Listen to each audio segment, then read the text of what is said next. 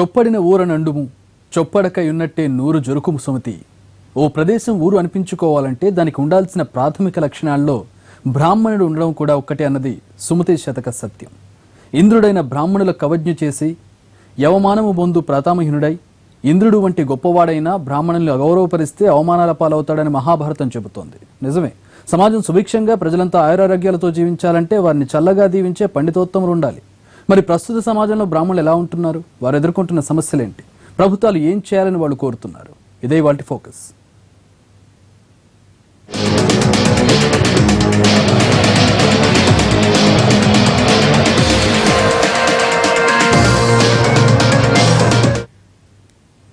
ఒకప్పుడు పండితుడే అగ్రగణ్యుడు, బ్రాహ్మణ వర్గమే అగ్రవర్ణం. మరిప్పుడు పేరుకు వాళ్లే ఉత్తములైన ఆర్థిక పరిస్థితులు అంతంత మాత్రమే. స్వాతంత్ర్యానంతరం దశాబ్దాలుగా ప్రభుత్వాలు మారుతున్నా బ్రాహ్మణ వర్గ సంక్షేమానికి ప్రత్యేకంగా తీసుకుంటున్న చర్యలు ఏవీ లేవు. ఎన్నికల్లో ఇచ్చే హామీలు కూడా ఆచరణకు నోచుకోవట్లేదు. ఫలితంగా పండితులు, అర్చకుల సమస్యలు తీరట్లేదు. తాజాగా తెలంగాణ ప్రభుత్వం అడుగు ముందుకేసింది. కొన్ని వరాలు ప్రకటించింది. మరి అవి బ్రాహ్మణ సంఘాలకు ఎంతవరకు మేలు చేయనున్నాయి? వారి సమస్యల్ని అవి దూరం చేస్తాయా?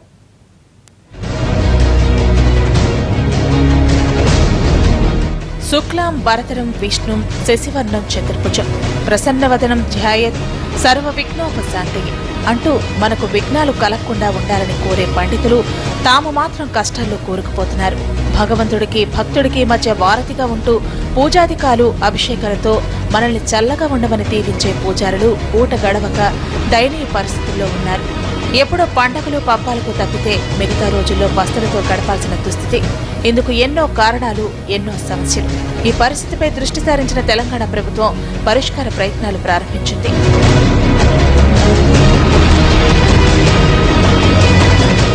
హైదరాబాద్ ఔటర్ రింగ్ రోడ్ పరిధిలో 20 ఎకరాల విస్తీర్ణంలో బ్రాహ్మణ సదనం నిర్మిస్తామని ముఖ్యమంత్రి కేసీఆర్ ప్రకటించారు.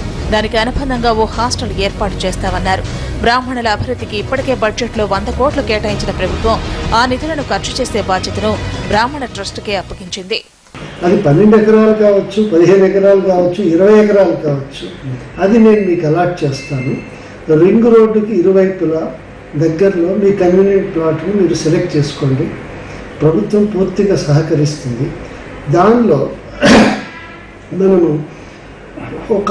ఈ కార్తీక మాసం లోపల దాని ఫౌండేషన్ సెరమనీని, భూమి పూజ కూడా నిర్వహించి తొందరలో ఈ సదనం కంప్లీట్ చేద్దాము.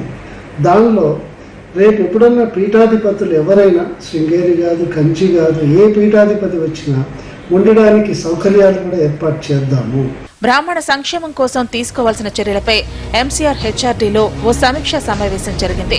ఇందులో సీఎం కేసీఆర్ బ్రాహ్మణులతో తన కుటుంబానికి దశాబ్దాలుగా ఉన్న అనుబంధాన్ని గుర్తు చేశారు.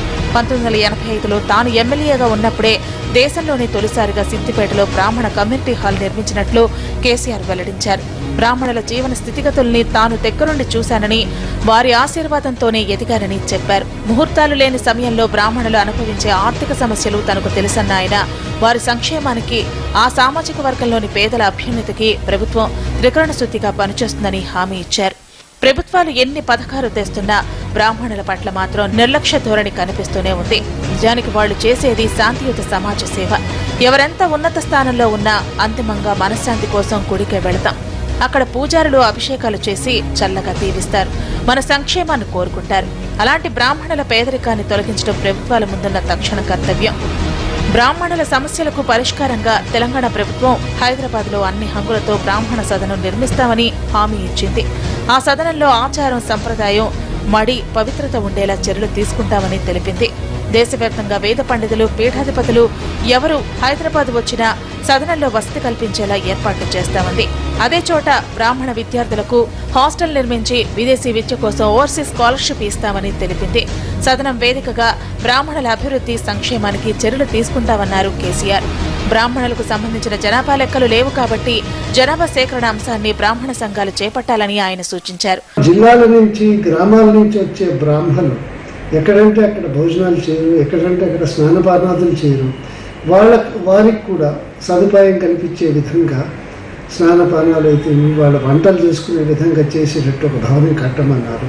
దానికి తోడుగా, ఎందుకంటే ల్యాండ్ పెద్దది కాబట్టి కొద్దిగా వేదాలు వీటికి కృషి చేసే విధంగా ఒక స్కిల్ డెవలప్మెంట్ సెంటర్ని కూడా అక్కడ ఏర్పరిచి స్టేట్ ఆఫ్ ఆర్ట్ సెంటర్ను ఇక్కడ హైదరాబాద్ సిటీలో నెలకొల్పాలని ఆదేశాలు కూడా ఇవ్వడం జరిగిందండి.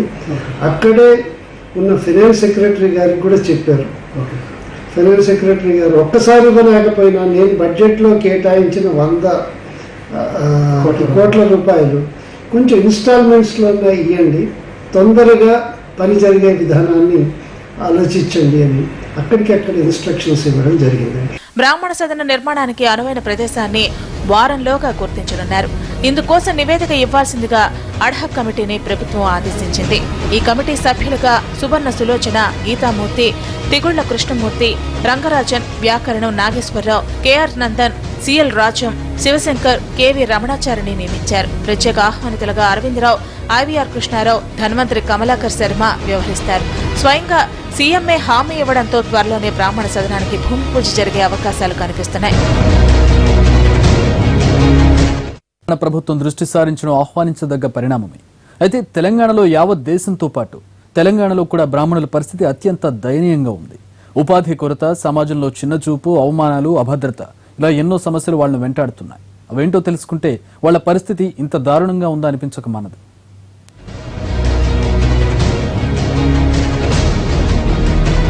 సమాజహితమే తమ ధ్యేయంగా, హైందవత్వ సారమే తమ జీవన విధానంగా మార్చుకుని తమ బతుకు తాము బతుకుతున్నారు బ్రాహ్మణులు. ఒకప్పుడు చీలిపోతున్న సమాజాన్ని ఐక్యంగా ఉంచడానికి సాయశక్తుల కృషి చేసింది వారే.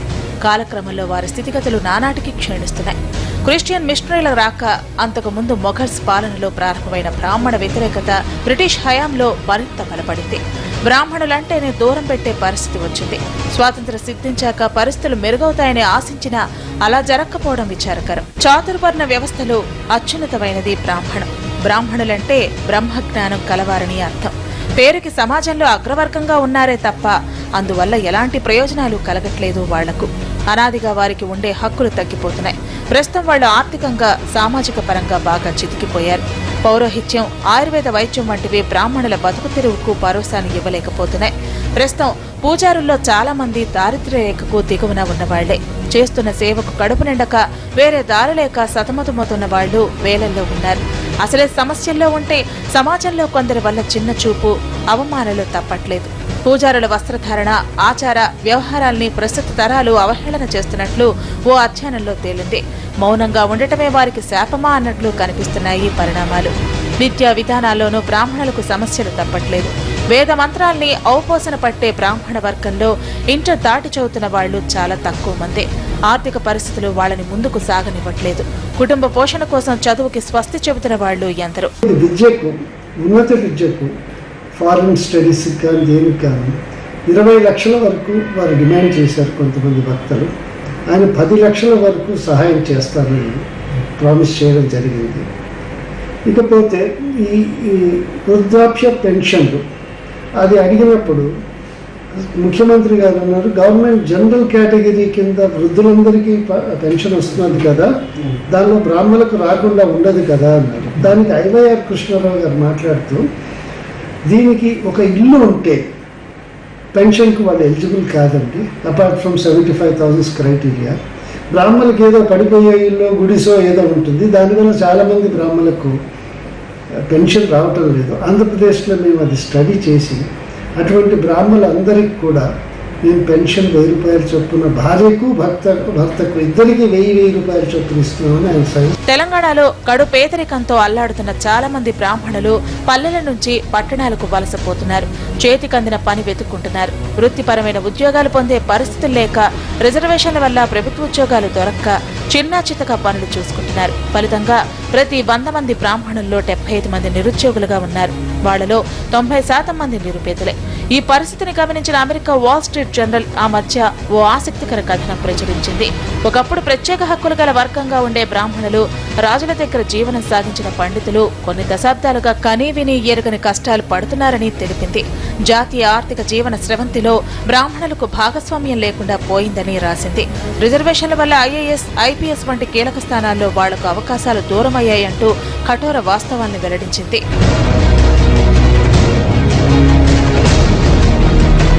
ఏ ప్రభుత్వమైనా సరే బ్రాహ్మణులకు విద్యావకాశాల్ని ప్రోత్సహించాలి. ఆధ్యాత్మిక భావనలు పెంపొందించే వారికి ఆర్థిక చేయూతనివ్వాలి. అప్పుడే వాళ్లకు ఓ జీవన మార్గం దొరుకుతుంది. సంప్రదాయాల్ని కాపాడే వాళ్లను, ఆధ్యాత్మిక రచనలు చేసేవారిని ఆర్థికంగా ప్రోత్సహించాలని బ్రాహ్మణ సామాజిక వర్గ పెద్దలు కోరుతున్నారు.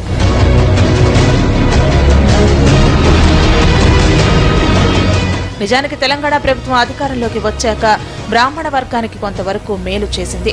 ధూపదీప నైవేద్యాలకు సీఎం కేసీఆర్ ఎక్కువ నిధులు ఇచ్చారు.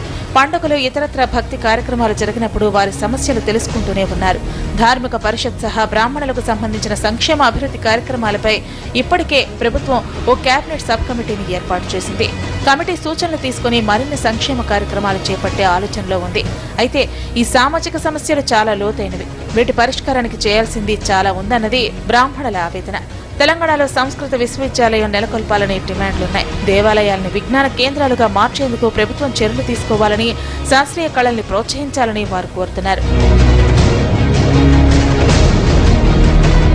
జ్యోతిష్య శాస్త్రాన్ని, వేదాలు, స్మార్థం అధ్యయనం చేసేందుకు ప్రోత్సాహం, ఆర్థిక సాయం అందించాలని పండితులు కోరుతున్నారు.